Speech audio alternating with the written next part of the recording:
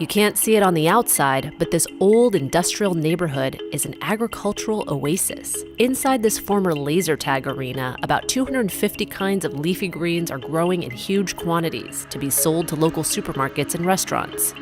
This is Aero Farms, a massive indoor vertical farm in Newark, New Jersey. Our mission is to build farms in cities all over the world so people have access to fresh, great tasting, highly nutritious food. Crops are stacked more than 30 feet high inside this 30,000 square foot space. They're grown using aeroponic technology. Typically in indoor growing, the roots sit in water and one tries to oxygenate the water. Our key inventor realized that if we missed nutrition to the root structure, then the roots have a better oxygenation. Aero Farms says the root misting system allows them to use 95% less water than a regular field farm. They also use no pesticides or herbicides. Instead of soil, plants are grown in reusable cloth made from recycled plastic. And instead of the sun, there are rows and rows of specialized LED lighting. A lot of people say, sunless, wait, plants need sun.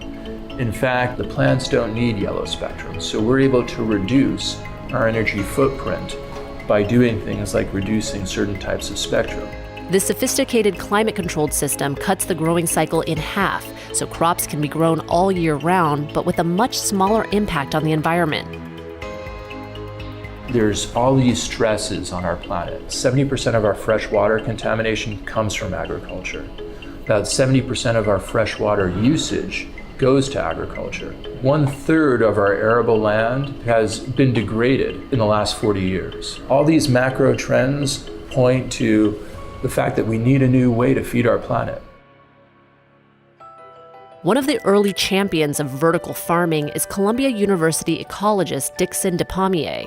In 1999, Despommier and his students proposed that vertical farms could feed overpopulated cities while using less land and less water.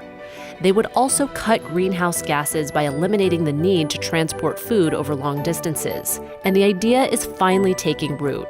Over the past few years, vertical farms have sprouted all over the world, including in Vancouver, Singapore, Panama, the UK, and around the US. Here in Newark, Aero Farms is building out another new farm in a former steel mill, one that's bigger than a football field. Once it's fully operational, it's expected to produce 2 million pounds of greens a year, all grown vertically.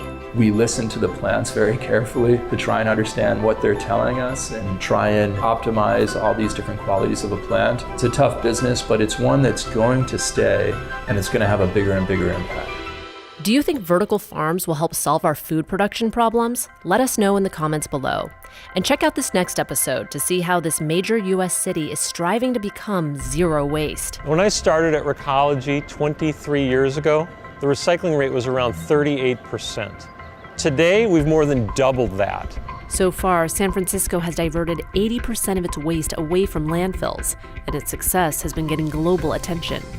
Thanks for watching, and be sure to subscribe for more Seeker stories.